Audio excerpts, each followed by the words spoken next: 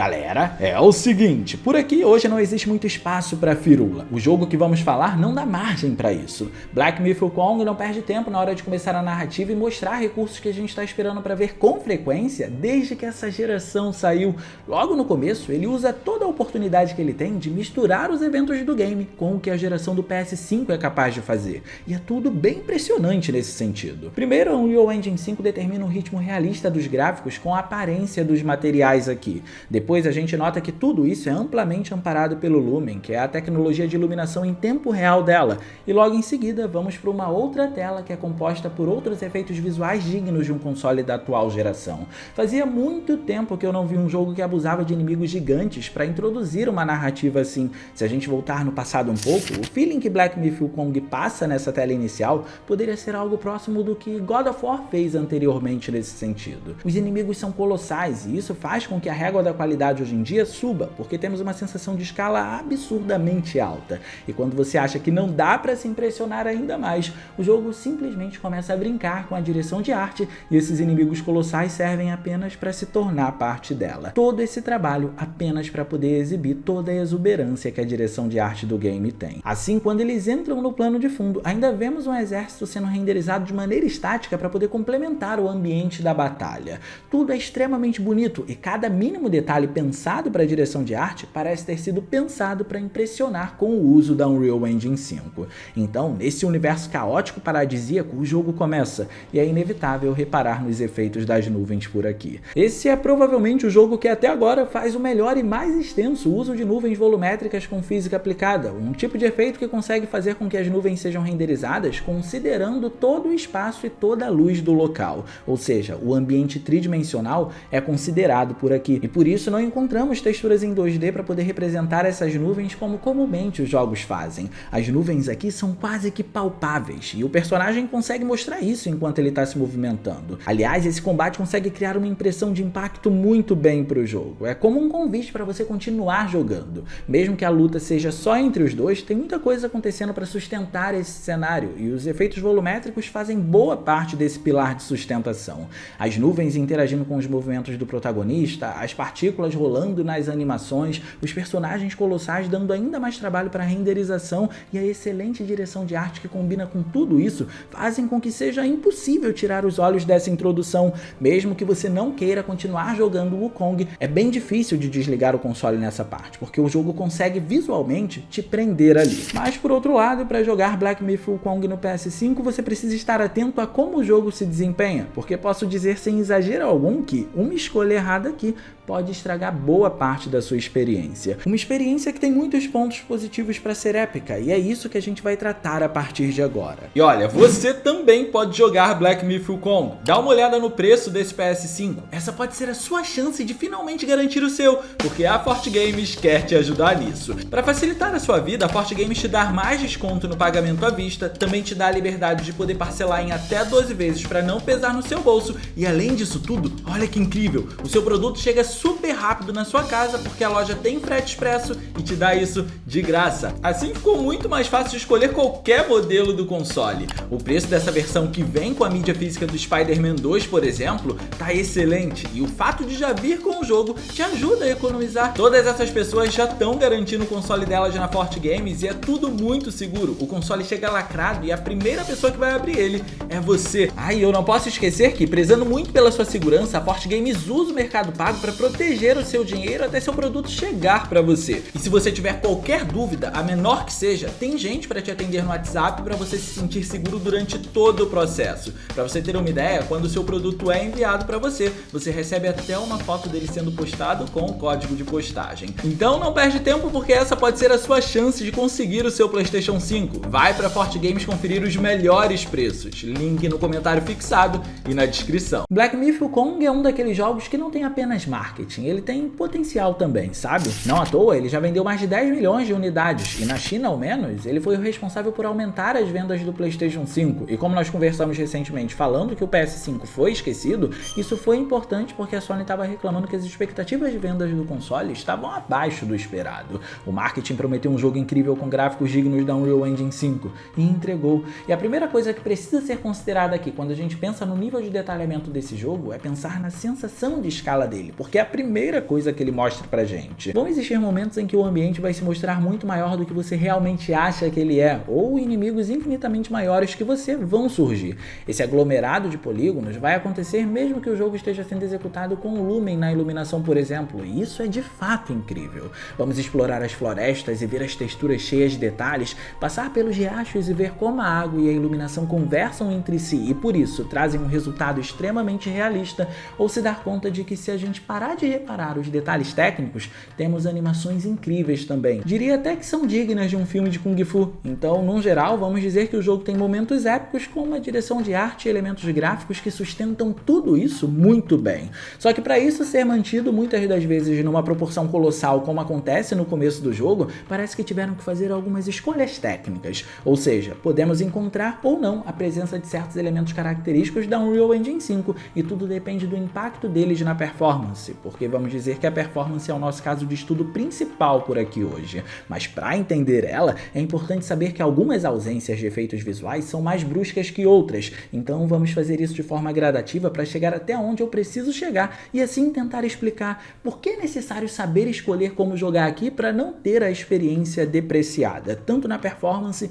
como também nos visuais. De começo é importante dizer que temos o Nanite no game. O recurso que brinca com milhões de detalhes e complexidade na geometria consegue fazer a composição do cenário que a gente explora e oferta ambientes deslumbrantes de fato, mas ele não está em 100% de uso de capacidade. O Nanite é uma tecnologia que funciona justamente para detalhar até as pequenas partes de um ambiente, sem dar muito trabalho para os desenvolvedores. Pelo menos esse foi o marketing da Unreal 5. Por isso, se você olhar, por exemplo, para a formação de rochas desse jogo ou o quão complexas podem ser as superfícies dele, existem claras evidências de que ele está em atuação porque é de fato tudo muito detalhado, mas no máximo de uso, essa tecnologia também pode ser aplicada até mesmo em folhas, para fazer parte da vegetação do jogo e deixá-la mais complexa. Só que no PS5, esse foi um dos elementos removidos. No geral, o impacto não chega a ser grande, mas se você comparar com a versão de PC, é visível. O Nanite está aplicado apenas em superfícies como rochas, por exemplo. Na vegetação por aqui, ele foi eliminado.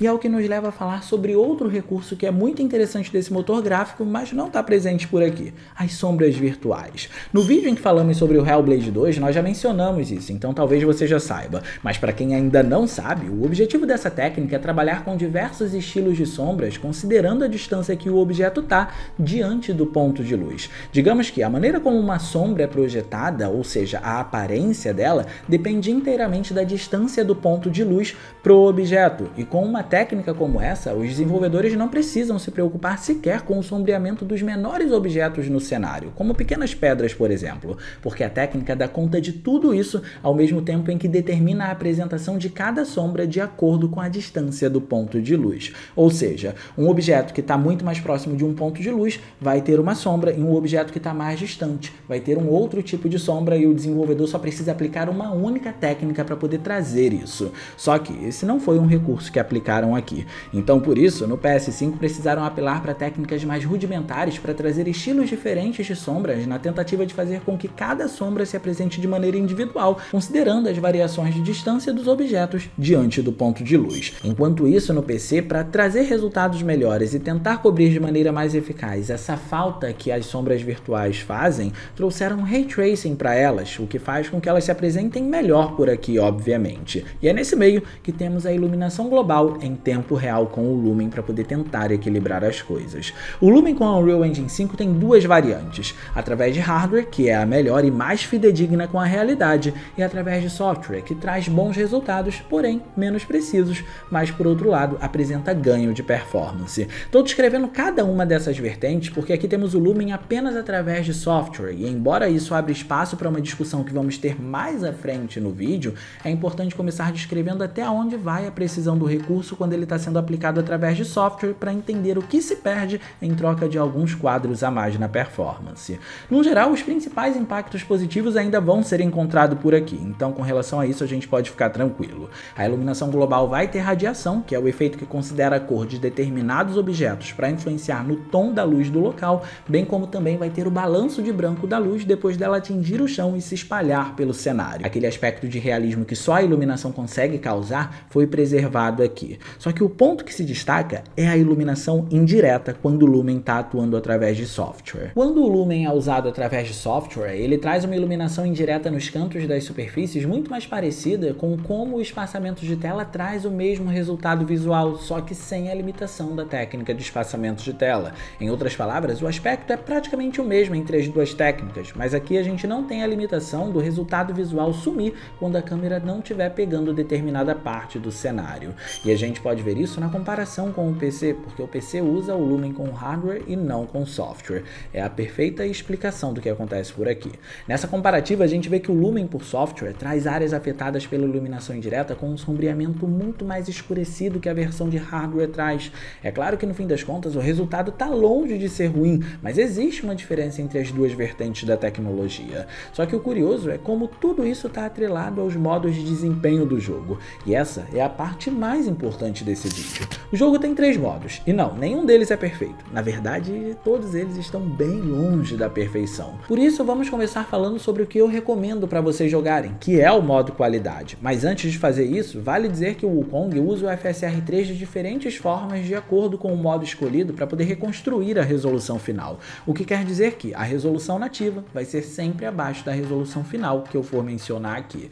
No modo qualidade, por exemplo, temos uma resolução final dinâmica que gira em torno de 1440p, que pode subir ou descer, mas a média são sempre os 1440p no resultado final. Isso não quer dizer que a resolução nativa seja essa. O jogo opera numa resolução inferior, mas ele entrega essa resolução depois da imagem ter sido reconstruída pelo FSR3. E ele faz isso para entregar uma performance que pode chegar até 36 quadros por segundo. E definitivamente destravar a performance não foi algo bom nesse caso, porque você sente as inconsistências enquanto você está jogando. Teria sido mais eficaz travar o jogo em 30 FPS por aqui, mas também já adianto que não dá para dizer que o modo performance é o melhor modo e que vai resolver todos os seus problemas. Só que antes de chegar nele, vale dizer que é um pouco decepcionante ver um modo de qualidade que poderia trazer recursos como o próprio Lumen através de hardware, o Ray Tracing para poder melhorar as sombras, ou o próprio mapa de sombras virtuais. Afinal de contas, geralmente o modo qualidade dos jogos se foca em trazer recursos extras como esses,